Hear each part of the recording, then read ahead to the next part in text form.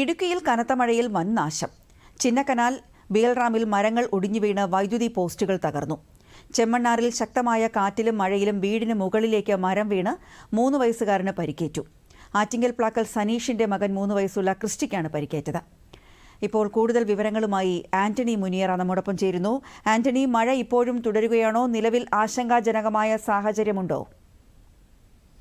സജിദേവി, ഇപ്പോഴും മഴ തുടരുകയാണ്. മഴയ്ക്കൊപ്പം വീശിയടിക്കുന്ന ശക്തമായ കാറ്റാണ് മലയോര മേഖലയിൽ വ്യാപകമായി നാശനഷ്ടങ്ങൾ ഉണ്ടാക്കുന്നത്.